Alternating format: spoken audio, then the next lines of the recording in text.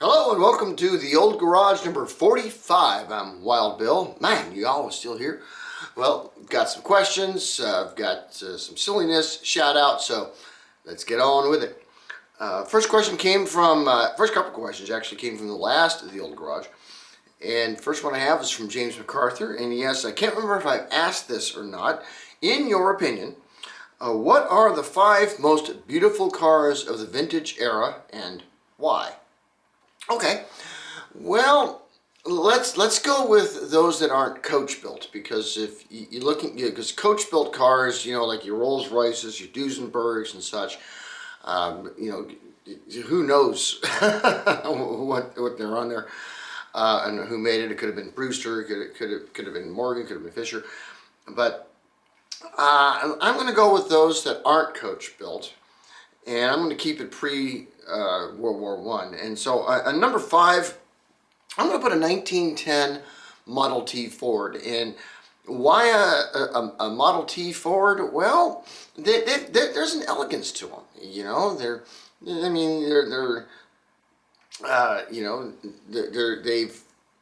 They just got a good look to them.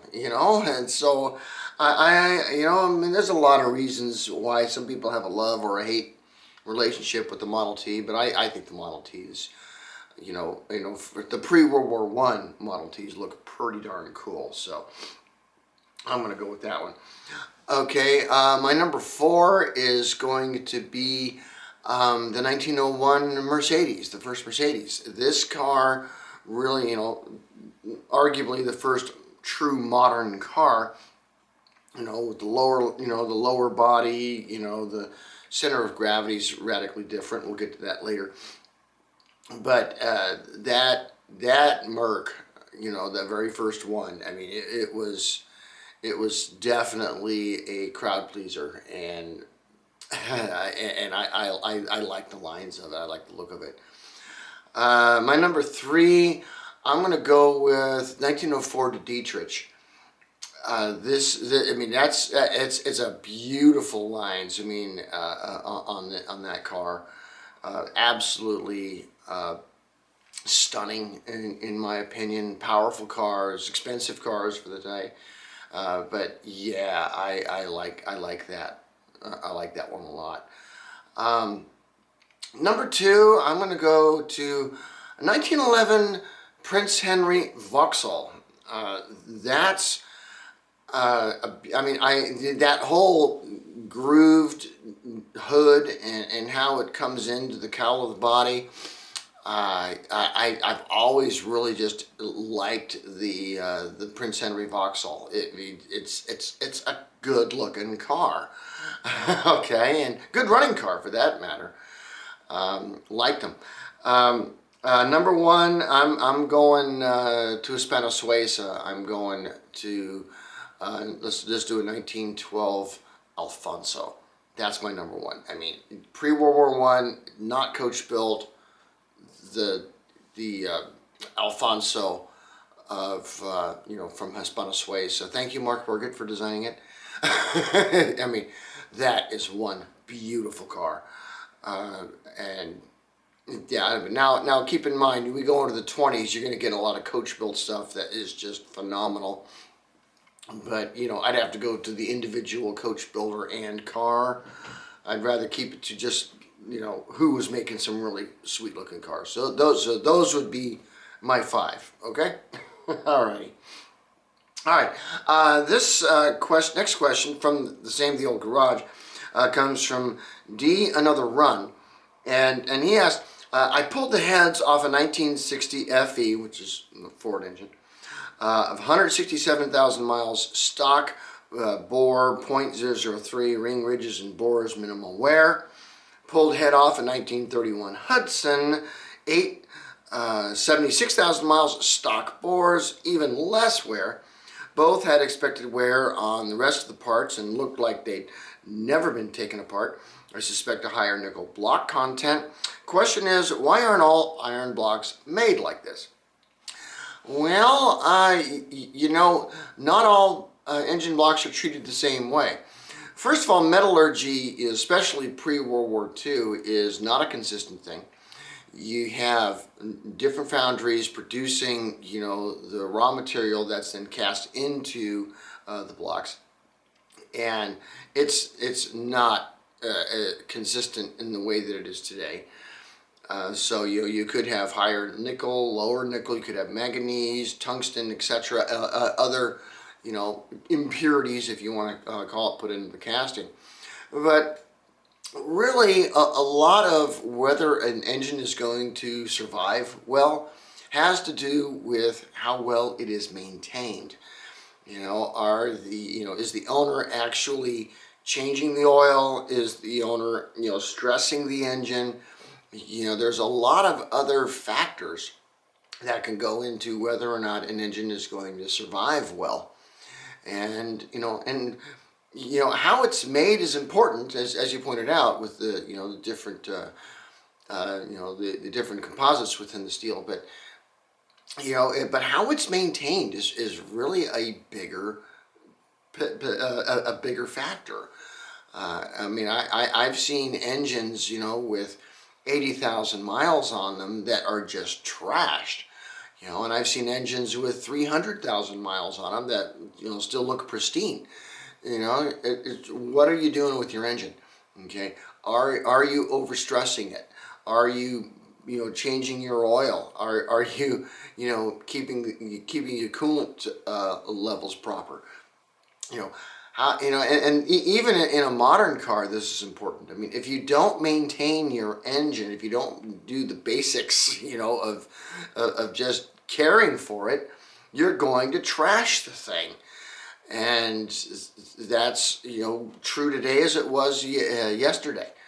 So really, when you run across engines like you did, with the FE that you mentioned, I'm not convinced it's because it's a difference in the composition of the cast itself. I think it's actually how well did the owner of this thing, initially maintain it and care for it, and were they stressing the engine out? So I would look to that really more than whether the block was made of steel iron with so much nickel, or was it a magnesium or an aluminum or whatnot, because all of those were done. And yeah, I would actually look to that. I think it's probably a maintenance, how well was the engine taken care of. So, but anywho, why don't they anymore? Oh, I don't know. I'm not into the modern engines, as other folks may be, but yeah, it's like anything, you could have a, something that's, fairly new, and give it to two different people, and one person will take good care of it and it still looks good, and the other person won't, and it'll be trashed. So you got a lot of that in the automotive world too, so keep that in mind. Okay, questions now. This is one from the episode on Apperson, the Apperson brothers, James MacArthur again. And he says, so is the car shown at 7:30, timestamp, the $10,000 car, or was it the Speedster? If not, the Speedster, I'd love to see a picture of it. Well, yes, that is the $10,000 car, $10,500 car actually, that's pictured there. Here's the Speedster, and it is a beautiful little car. Sorry I didn't make my top 10 list, but I tried. But the Appersons,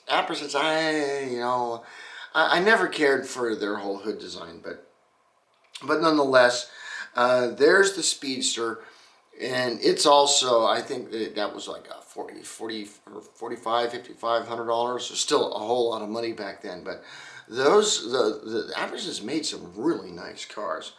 Can't argue that. So there it is. All right, and then another question, again, James MacArthur. He says, why did so many, if not all, of the early vintage autos have such a high center of gravity.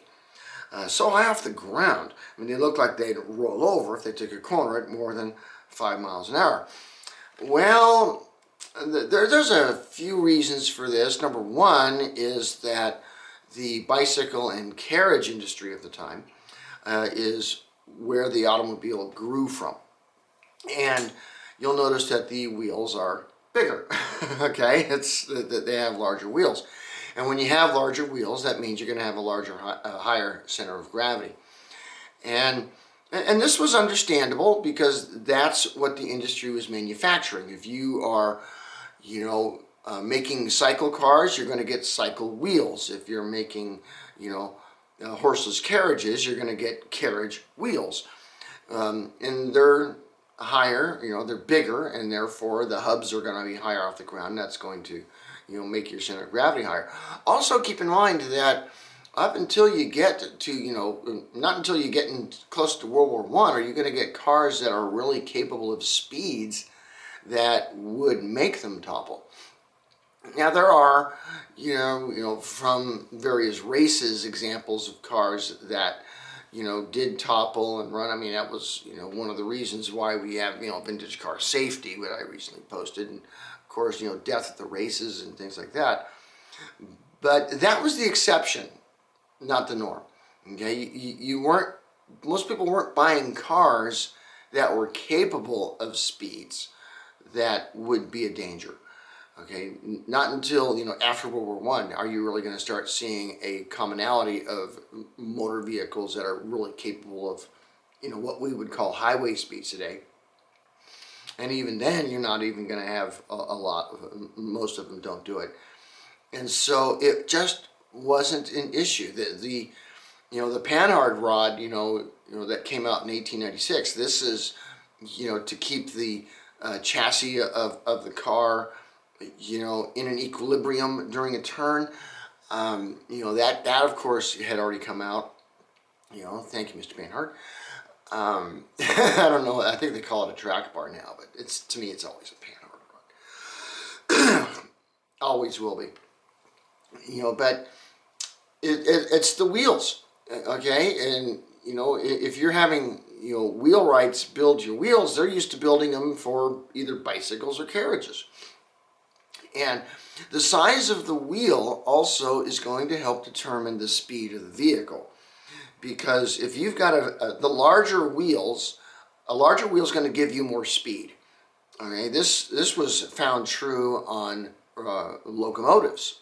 If you have a locomotive that is pulling a big freight, train, it's going to have smaller wheels. It's not going to go as fast, but it's going to put more torque down than something with a big wheel, because the big wheel trains were for passengers because they could move quickly, because bigger wheel means you can make it go faster, but you're not going to have as much torque on it as a result of that. And it really, the speed of cars, as cars got faster, as engine power increased, the wheel size decreased in order, to be able to put that speed on the ground in a safer manner. But it took time. You go, pre-World War I, you got a lot of big, really big tires and big wheels. But it was how to get them faster, because there wasn't a lot of torque in those early engines, unless you're driving a race car or something for a world record, or worldwide speed record. You had the big tires was how you got faster. So, but once the engine power and the torque of the engines got greater, then the wheels got smaller to compensate. The chassis went lower, because now you're actually going to have to turn at high speed, which, and until it became an issue, it wasn't an issue, So that's pretty much it. It was the engine power, the big wheels got you faster. Once engine power got great enough to where you could afford to have a smaller wheel, then the overall chassis and the wheels and etc. got smaller. So there you go. Okay, those are the questions I had. Got a little silliness now. This is coming out, day after Christmas, I think. And so the next thing we're going to be having coming up is New Year's, and so for my silliness is I'm going to do cars that were founded 100 years ago, specifically, car makes, in 1924. My top 5 for various reasons, okay? At number 5 is going to be Fasto. Yeah, Fasto. It was made in France. It started in 1924, obviously. They were building cars for about 7 years, but look at that name, Fasto. I mean, okay, you want to go fast? Go with Fasto. I like it. Okay, number 4, cars created and started in 1924, Pluto. Yeah, Pluto, like the planet or the dog. I prefer the planet.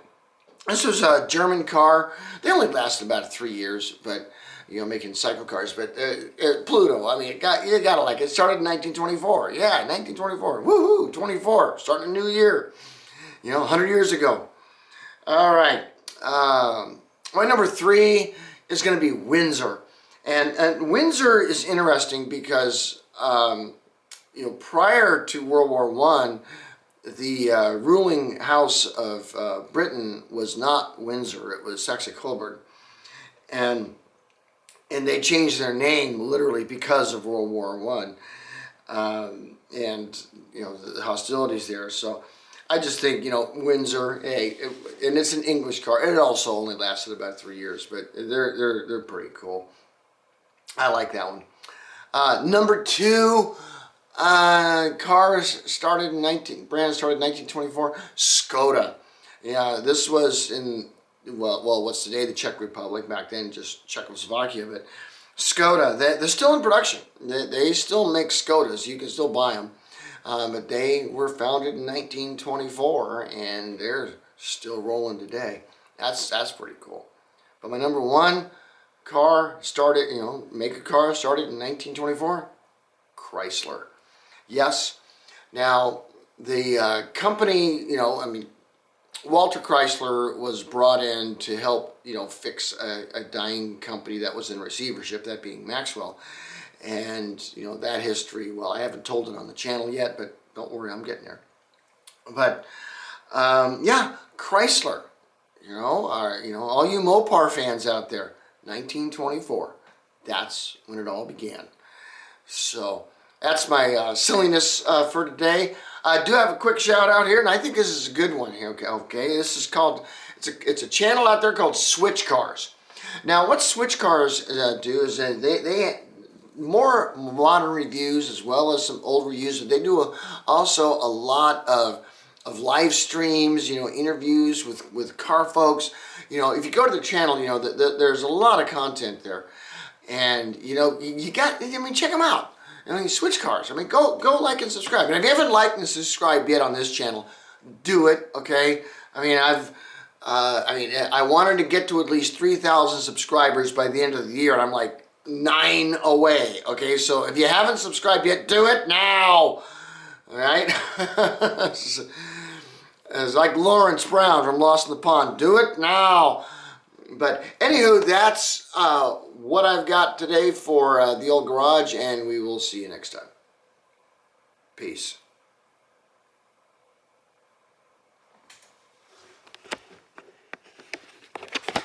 Okay.